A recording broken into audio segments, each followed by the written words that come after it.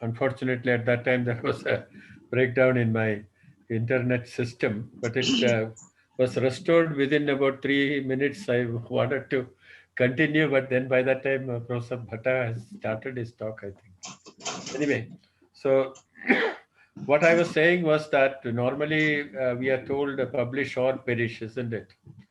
Now, with this system of promoting research, the system becomes publish and perish. What perishes is not the person but the paper.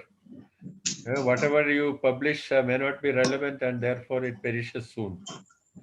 Now, this has got another side of it, that is what I call the publish and flourish aspect, which means that the author, at least for his career purpose, he has achieved something and he can do well in his career. So this is the two kind of what I call the impact of that old system. But I can't change the slide from here. Maybe Professor. I'll change it, sir. Tell me where to change. Change. All right. This becomes a disturbance for you, isn't it? Every time No problem, change and all that. All right. Okay.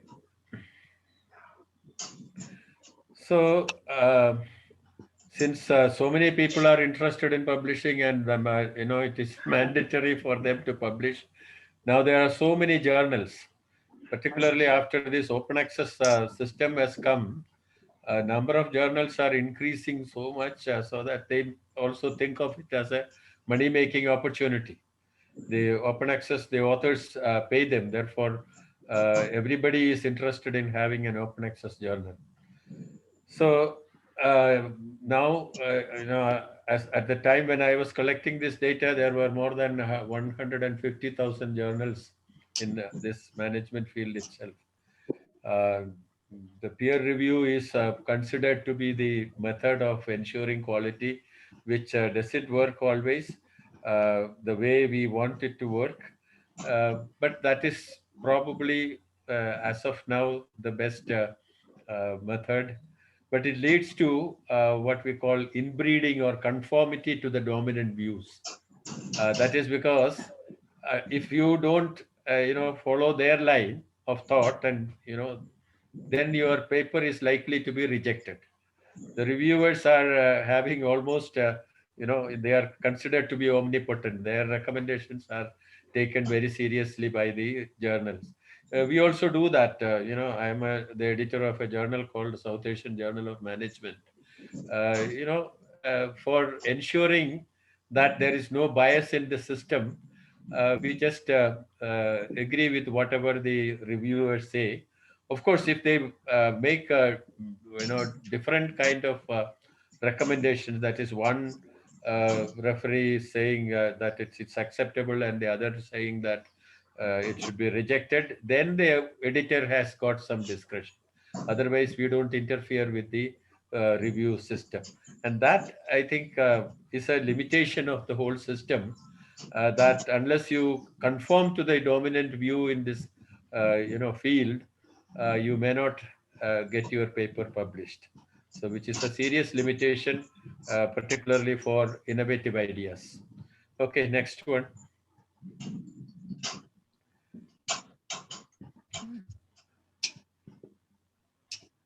You have gone too far, or?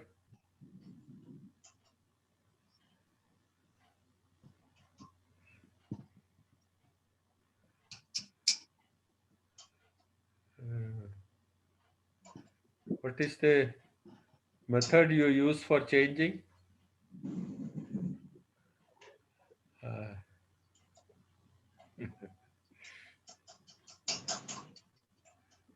But sir, you're on mute. But sir, you're muted. But sir, you're on mute.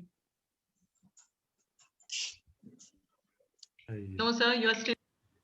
We can't hear you, sir. I said just 1 minute. Oh, okay. Okay. Now. Why is it going here and there? No, it's not going anywhere, sir. No, you're skipping a few slides and going forward. No. It's coming. I'm not skipping anything. There is some issue in copying and pasting. You don't copy and paste. No. I use the forward and backward key. Not that, sir. I'll give me a minute.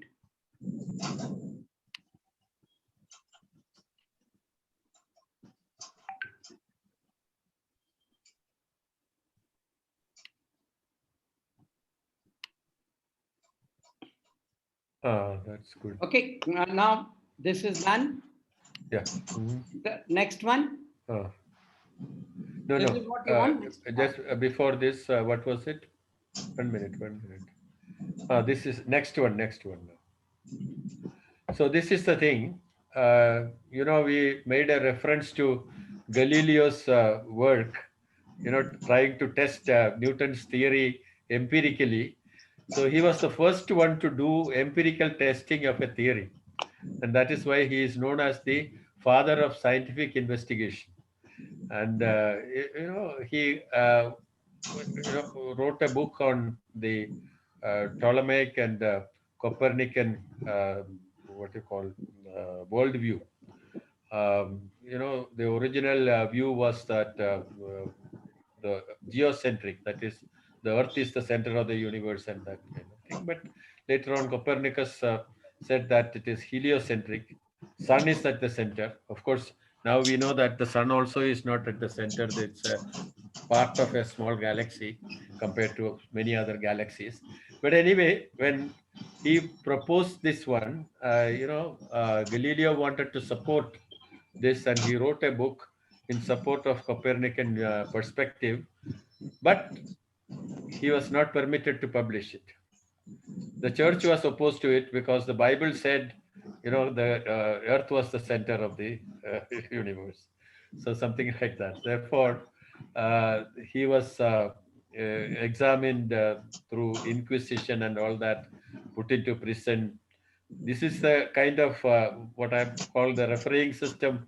The origin of the refereeing system was this, that you examine whether you are conforming to the existing kind of dominant view. So if you don't do that, then you will not be allowed to publish. That was the way the religion was operating at that time. So he was asked to rewrite his text in such a way that it is a dialogue between the Copernican and Ptolemaic view. Those promoters of those two perspectives, they'll be talking to each other, and he should not take any sides. So that is why the book title was changed. The two chief worldviews systems. Sorry, the dialogue on the two chief worldview systems, Ptolemaic and Copernican. And he was permitted to publish only this as a dialogue, not as his view. So this is what the peer review was doing. In fact, he was in prison for some time. After that, it so happened that two of his daughters were nuns. So they had some influence with the church, and finally his prison sentence was converted to house arrest. So that is how this scholar had to spend his life. Anyway, so I was just talking about how all this started, and it is continuing in a slightly more tyrannical way even now, but more sophisticated. Okay, go to the next one, sir. So this is a cartoon representing the peer review system. Somebody is coming with a paper, and you see how many people standing on two sides with the kind of implements in their hands. So he has to cross through all this and finally reach the destination. Next one. Next one is also a cartoon where this peer review system is, it's actually a kind of sarcastic presentation of the peer review system.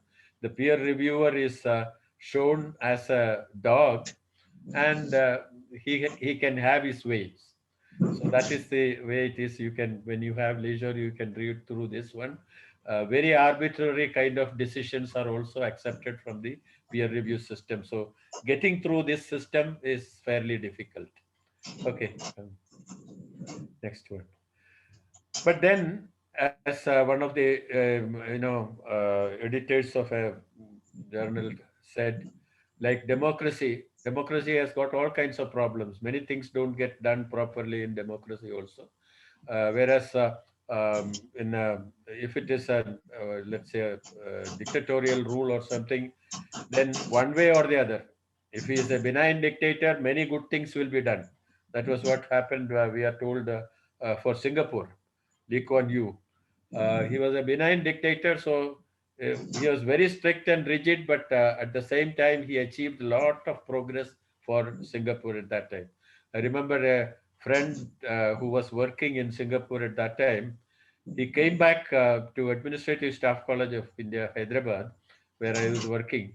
So we just asked him, why did you leave this job in Singapore? Then he said, it's very, very difficult to live there because he says these inspectors there can come into your house and check even the kitchen of your house. And if it is not properly clean and kept properly, then they can fine you $1,000 Singapore dollar fine and all that. So he said, his wife said they can't survive there because they say the government is spending the money on people's health. Therefore, you have to take care not to become sick. So that is why this kind of. So what we are saying is, when if it is a dictator, benign dictator will do good things and that too very fast and all that. But democracy has got its problem. It is very slow because it has to build consensus and all that. But then this editor says, like democracy, editorial peer review is also a messy thing, but and does not have always work as it should. But it is essential to the integrity of scientific and scholarly communication. So the consequence is that sometimes trivia may get published and good ones may get rejected also.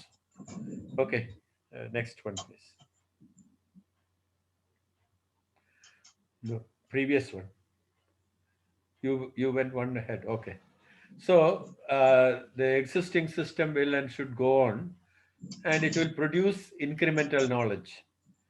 However, for those wishing to do authentic research and generate real knowledge, there is an alternative route.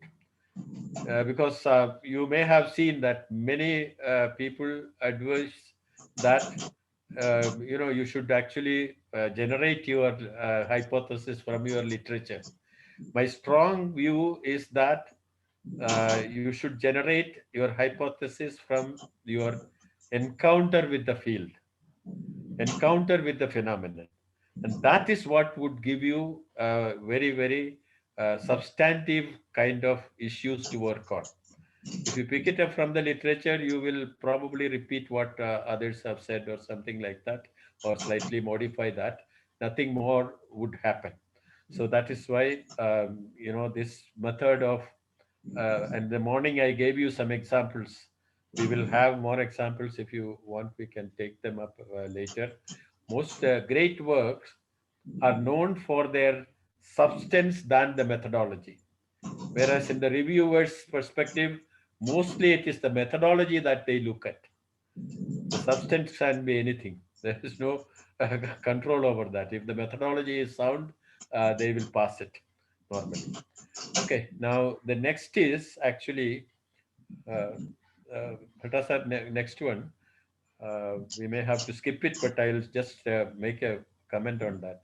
See, this is a model proposed by Kolb, David Kolb, about how you generate hypothesis, real life related relevant hypothesis. Now, there is an instrument to test this, which if it was a kind of physical session, we could have done that also, and so that you will know where you stand in this.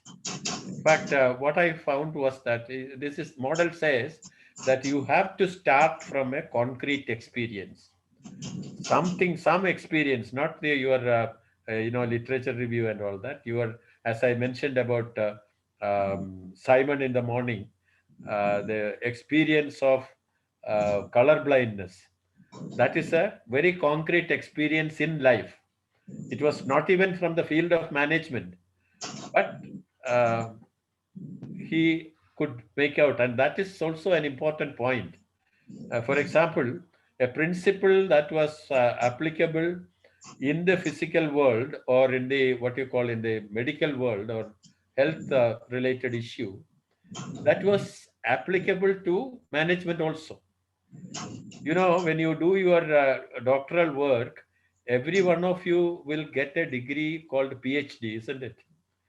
If you do doctoral work in mathematics, you are not called doctor of mathematics. Or in sociology, you are not doctor of sociology. Or in physics, you are not doctor of physics, or doctor of English, or doctor of management.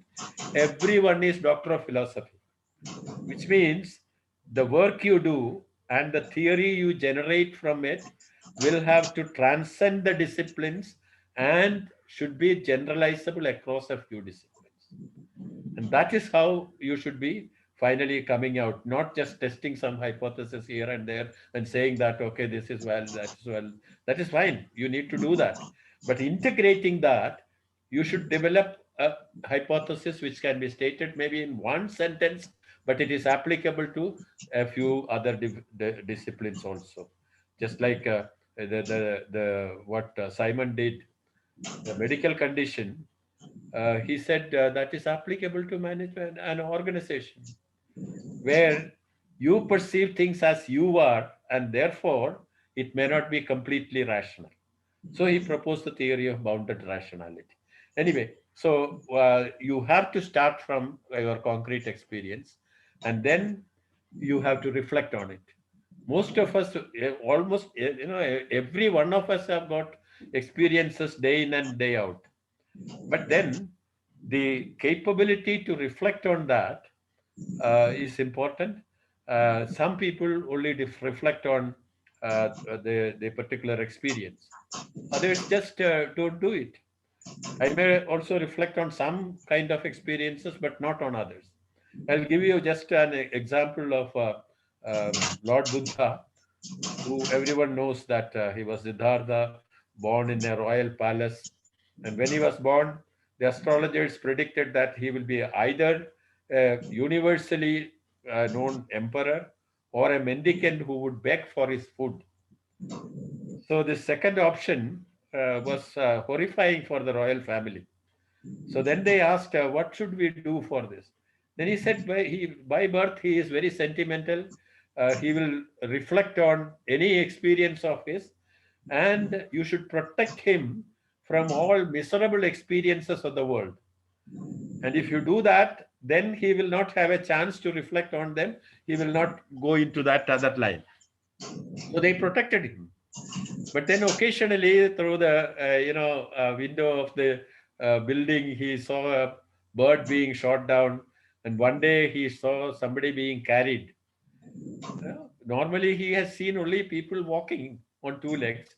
So he saw somebody being carried. He asked somebody, oh, why is he being carried? Then they said he is dead, and he is going to be cremated or something like that. Therefore, he started reflecting on that. Now look at me, for example. I have participated in 10, 15 funerals in my life so far. Of course, now because of Corona, I'm not able to go. Otherwise, the number would have gone up further. So I have also experienced death in my life. Not, I have seen people dying and people being cremated and all that, but I have not reflected like the Buddha.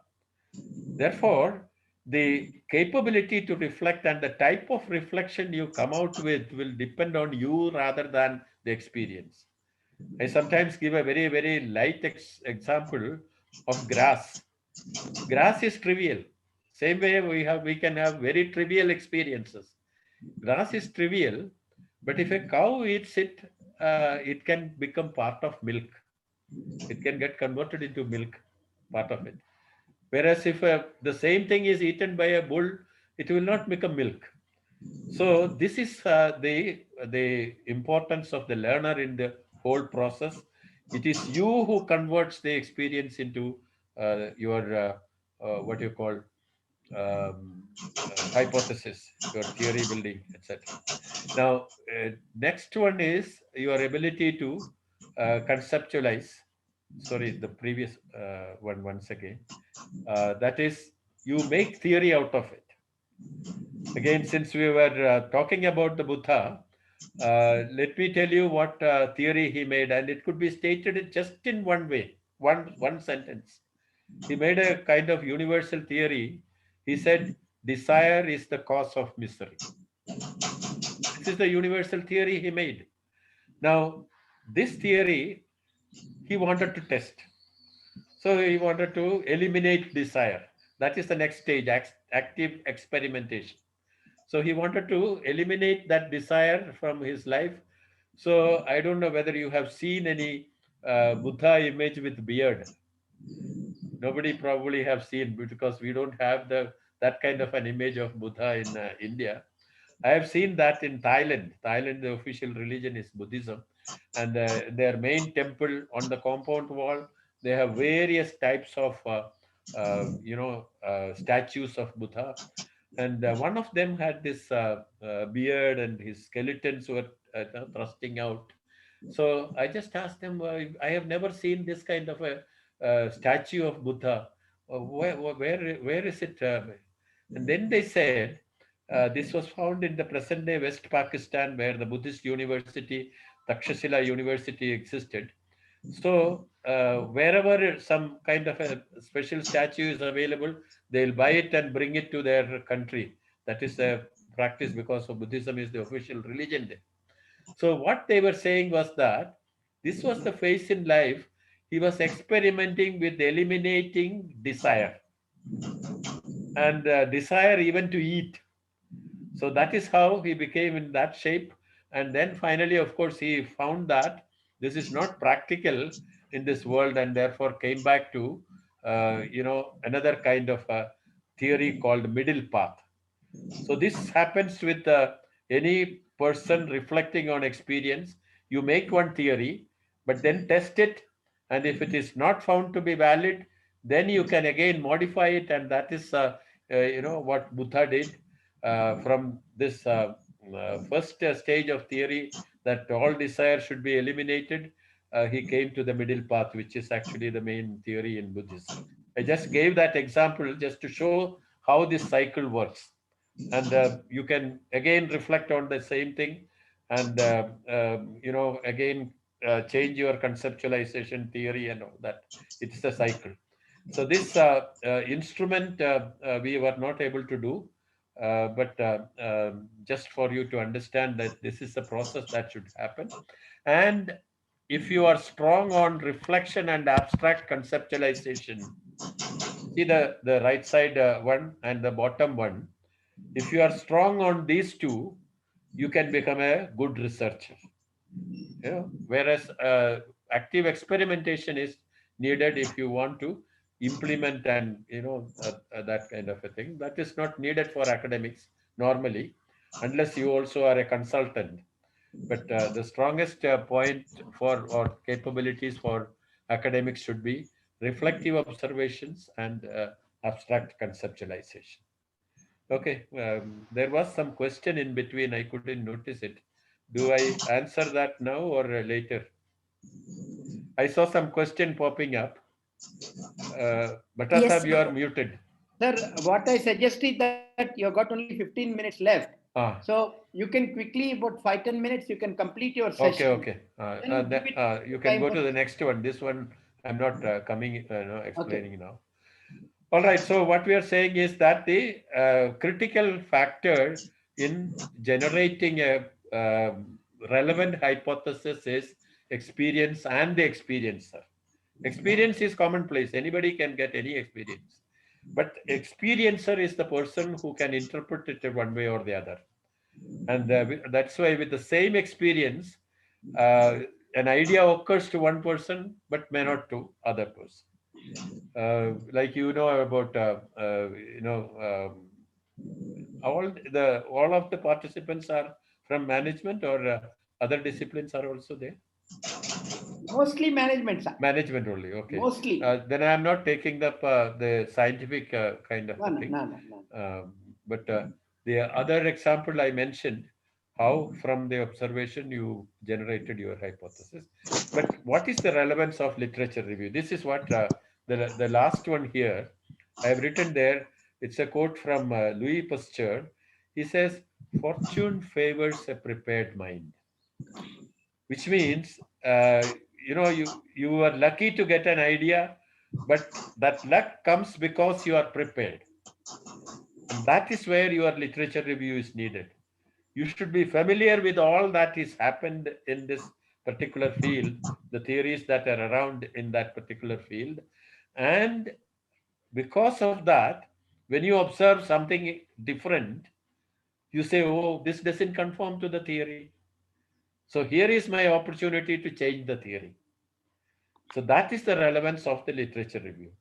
And subsequently also, when you see that there is an unusual, so that's why when you develop case studies are very, very critical for even for developing your research paper. Because if you see something unusual, that is a, subject for your case study. You write about it, and especially if it doesn't conform to the existing theory, then there is an opportunity for you to modify the theory. And once you do that, and that is at the stage, it's only a hypothesis. You take it as a hypothesis, and then you test it over a large sample of data and all that, and finally either confirm or reject the hypothesis. So that is why you should be familiar with the literature. I can explain it through my own experience, but I'm not saying no going into that, because he says there is only 15 minutes more. Out of that, 3 or 4 is already over, and you have also questions. Okay, we'll go to the next one. This is what I did in order to, uh, you know, change the orientation of the doctoral students. When I came to IIM Bangalore, I was to teach a paper called that for doctoral students, a paper called Classics in Management. So this is about the most important works in management. You take one after another, starting from Taylor's scientific management and all that. Pick up all these books, and then the doctoral students used to review this. So what they do when they make the presentation, they were focusing on the content of the book. For example, I mentioned Maslow in the morning. They were talking about the hierarchy of needs, which is the most important theory that he proposed. That is fine. But then when I asked them, you have summarized the book, but what did you say? Anything? Did you say anything, or did you understand anything more than what is given in the general OB textbooks? Every organization behavior textbook has got the this scheme hierarchy of needs is there.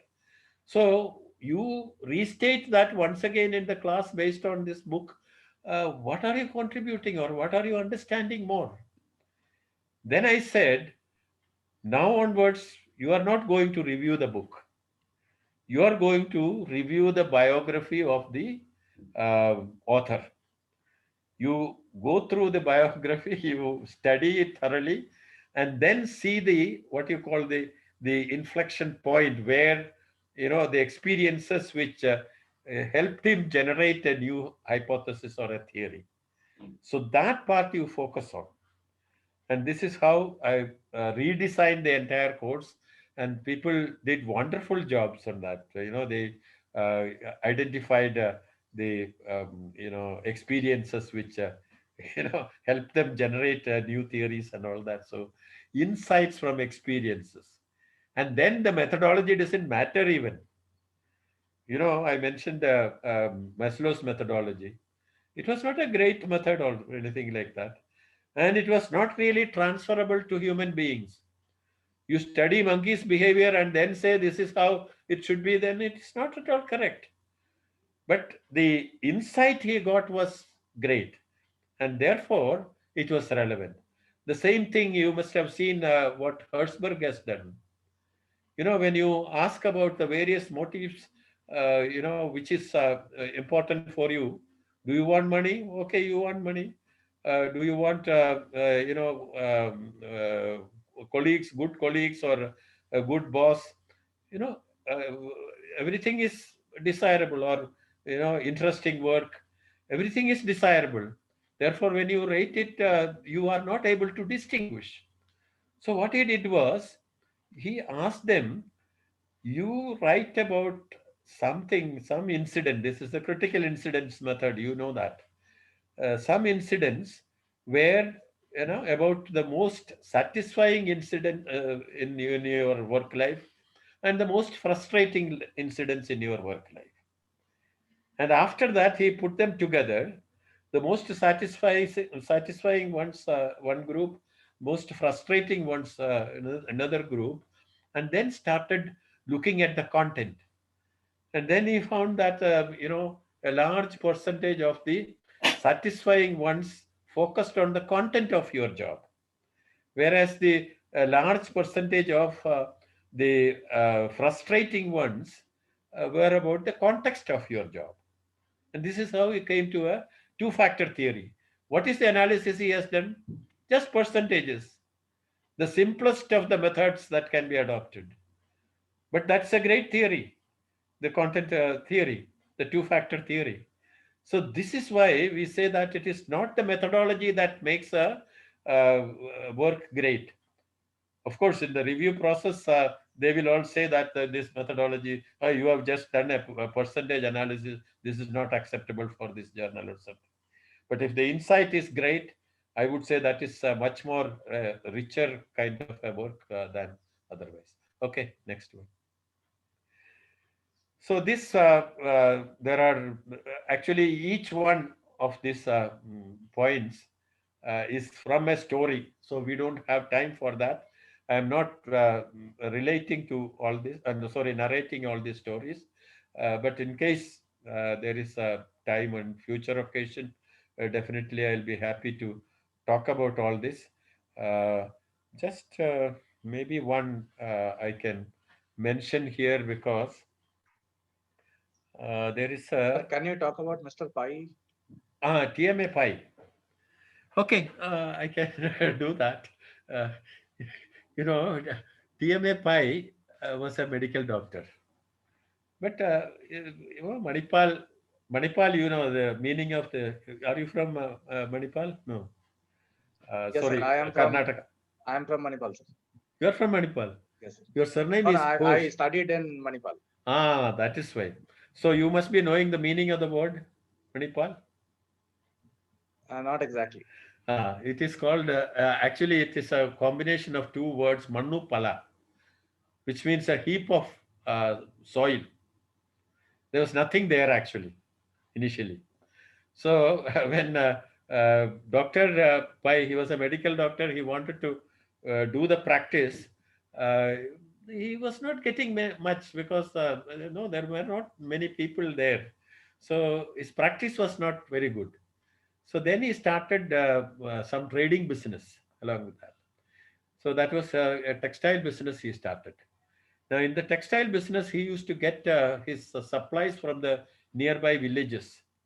So when the villagers, sometimes they will not do the supply, and therefore his stock get depleted, and therefore he couldn't sell. So he was trying to find out what is the reason why they are not. So he found out, and then they said that it's because they don't have the working capital. So that is why they are not producing. They have to buy the cotton and then spin and weave and all that. So working capital shortage is the problem. Now, if working capital shortage is the problem, how do you solve it? Anybody? Some ideas, bright ideas? By giving money to them. This is what most people would think. But entrepreneur is not a philanthropist. He will not give money. He will take money from them. Teach them how to make the money in the short term. Actually, There was no bank also in that place. Bank was somewhere away. So it was very difficult to, even take a loan from anybody other than the money lenders and all that. So generally people would suggest this, that he can give money so that and then recover it when they bring the material and all. That is not what he did. What he did was called the Pygmy deposit scheme. So the Pygmy deposit scheme was, he would send boys to these, what is called weavers, and tell them you can deposit either 1 anna or 2 annas. These are only two schemes were there, two options were there. Very, very small amount. The anna is, the British rupee was divided into 16 annas. So 1 anna is 1/16th of a rupee. So 1 anna or 2 annas, but it should be done every day without fail. So he would send somebody to collect this.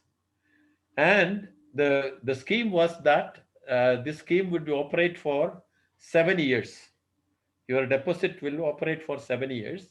And for 3 years, you will not be able to withdraw from there. Up to 3 years, you will not be able to withdraw. After 3 years, between the third and seventh year, you can take loan from that, which you can use for your working capital. This was the scheme.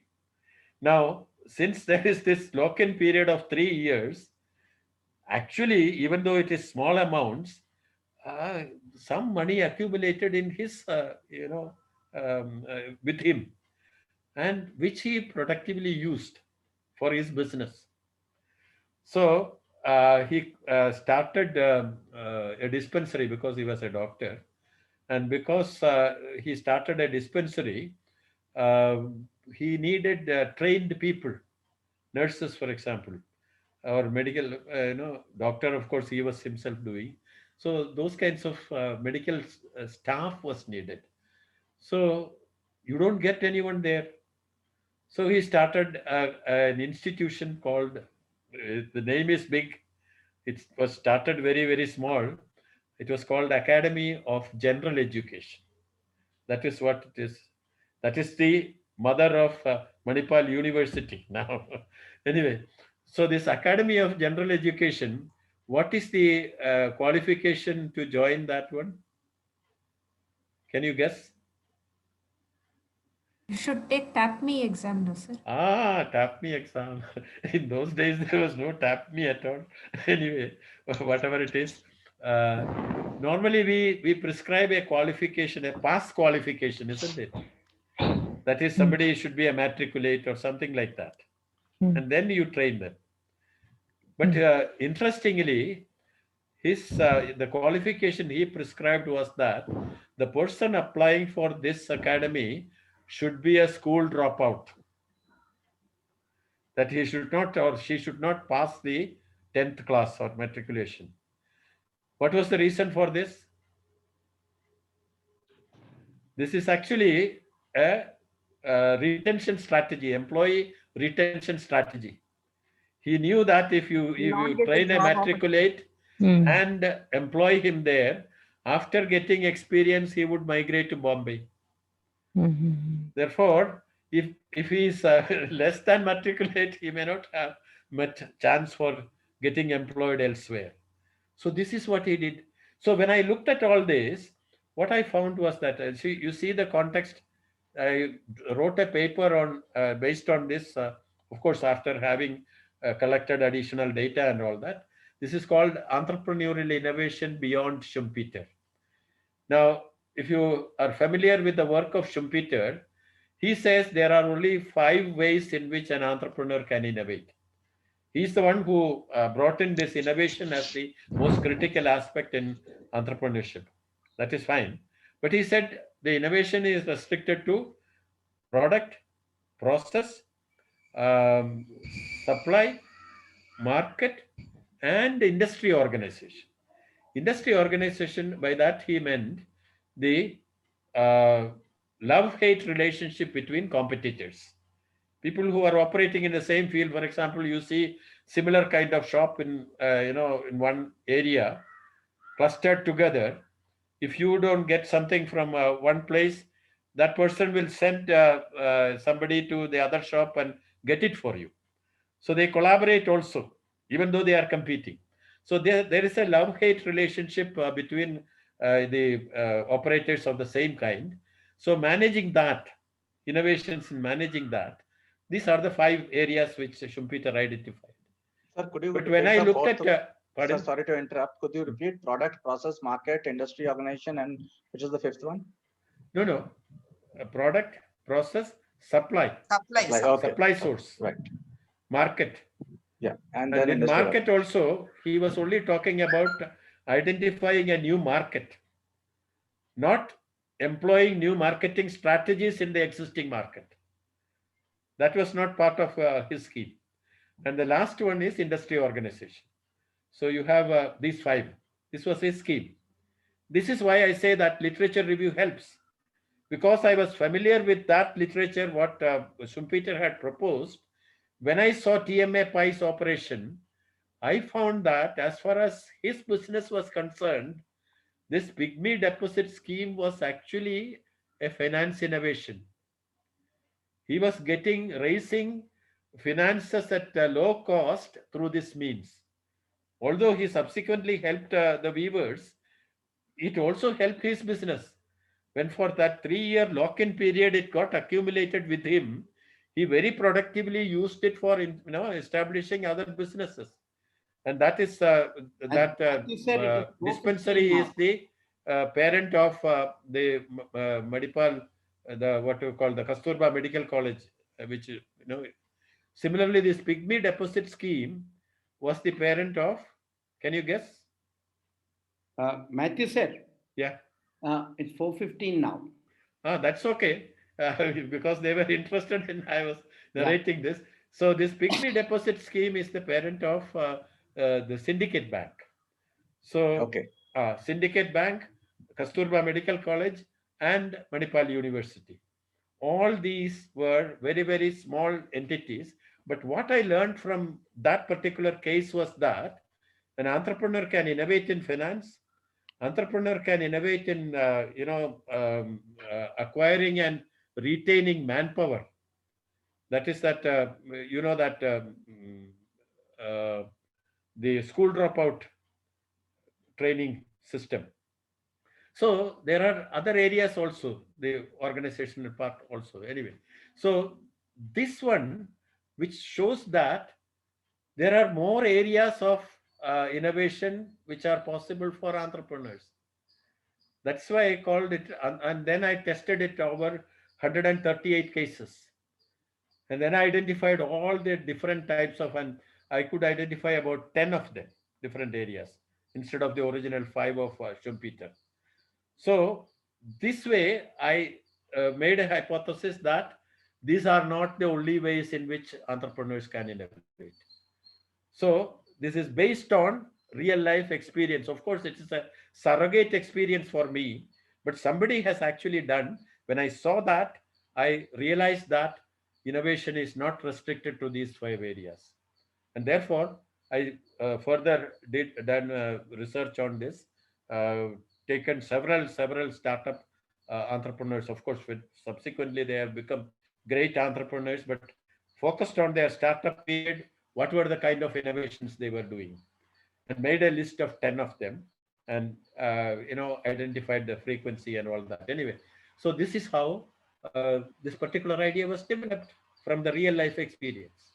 There are almost all of them are like that, and because Bhatta Sahab is worried about time, he is a great organizer. He sticks to his time, and therefore we also have to do that. I'm so stopping it here. If at all there is a last, I think the next one is the last one. Maybe you can have a look at the cartoon there.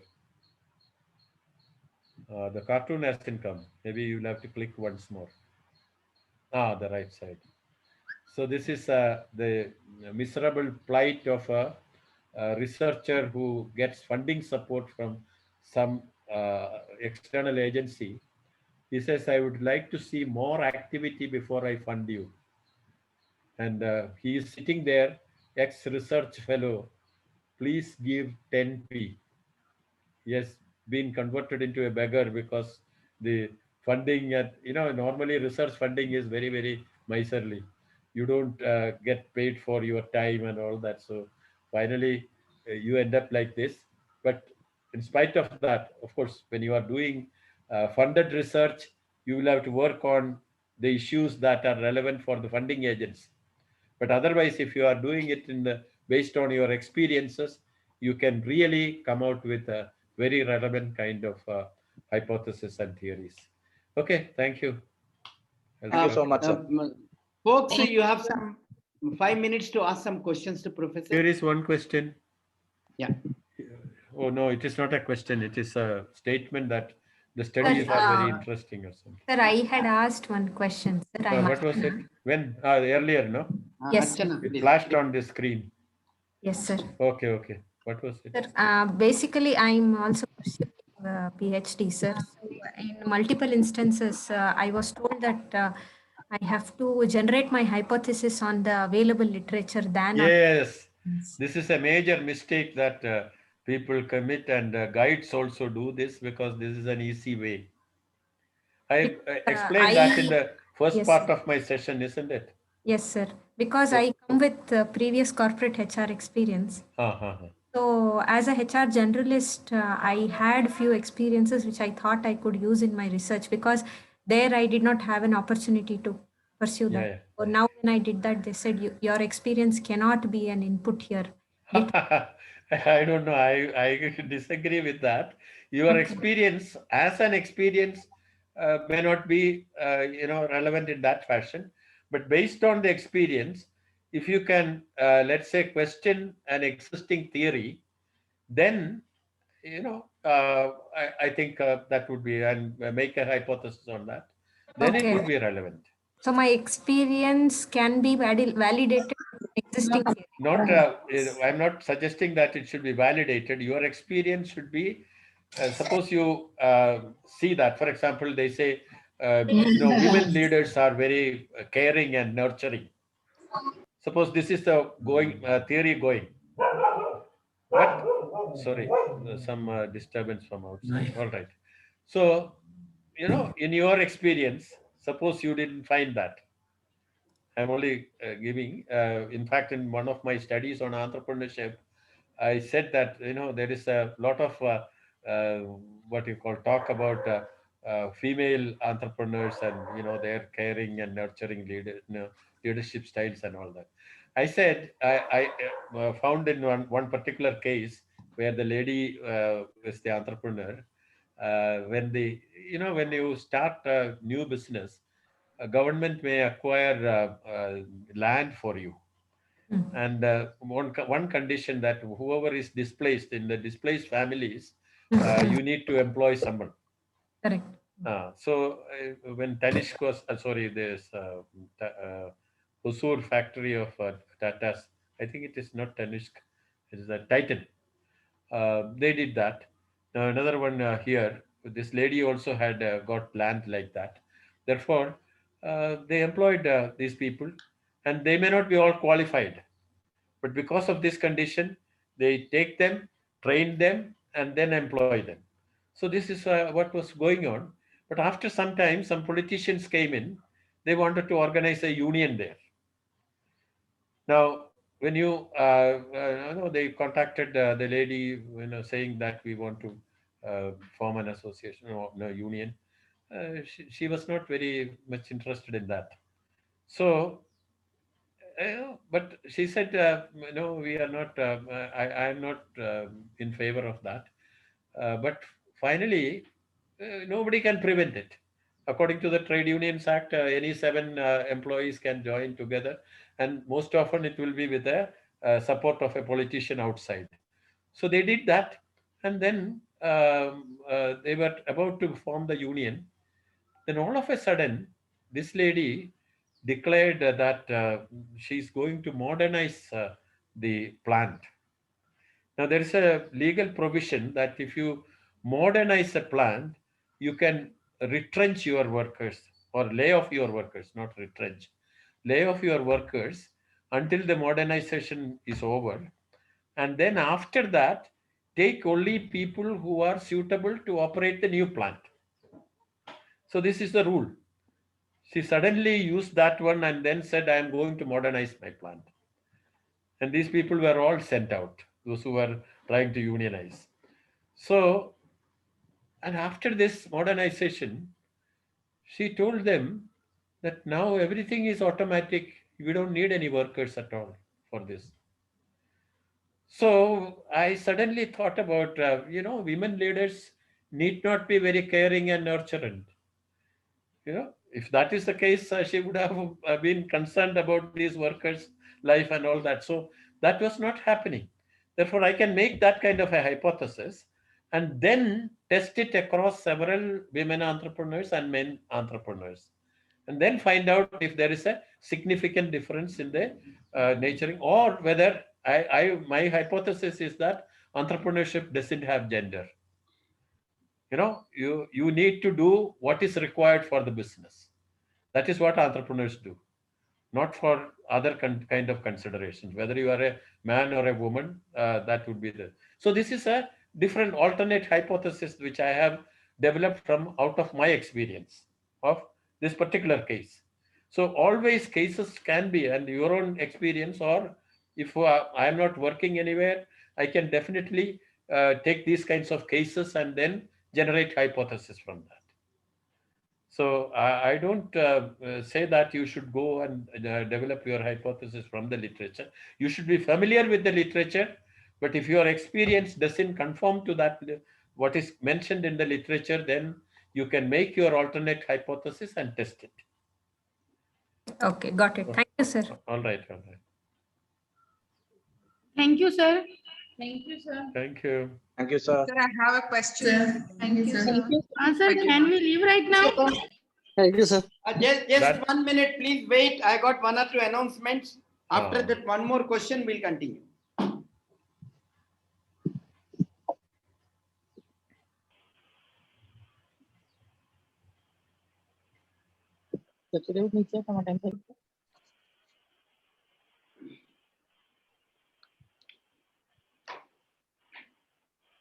Matthew, sir, can you share your email ID? That is okay with you? Yeah. You can share. Can you please tell me? My IMB ID is manimala.matthew@gmail.com. that is the Gmail one. Sometimes that gives me trouble, so you can also take IAMB ID, manimala@iamb.ac.in.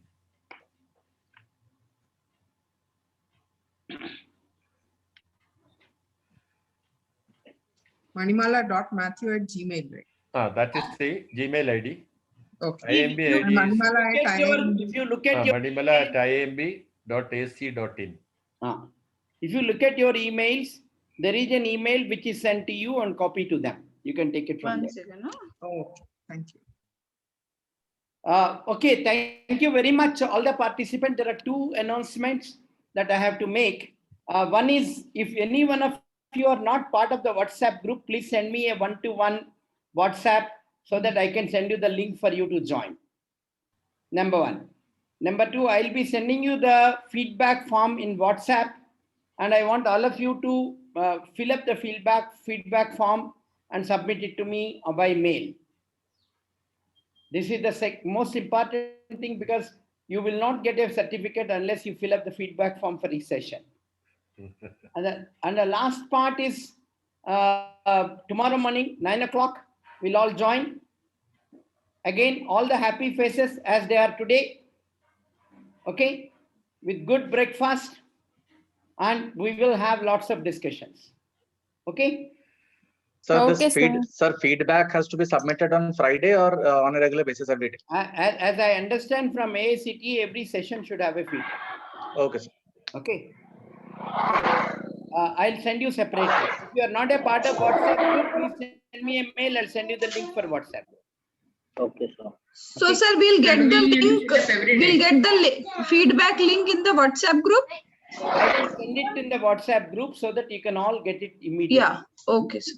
But if you are not in the WhatsApp group, send me a And link sir, so that you can join. so one more question. Yeah. We have to submit it on your email ID. Yes. Okay. Okay. Thank you so much. All right. Sir, I am not in Thank you, sir. WhatsApp group. Thank you so much. Thank you so much, sir. Okay.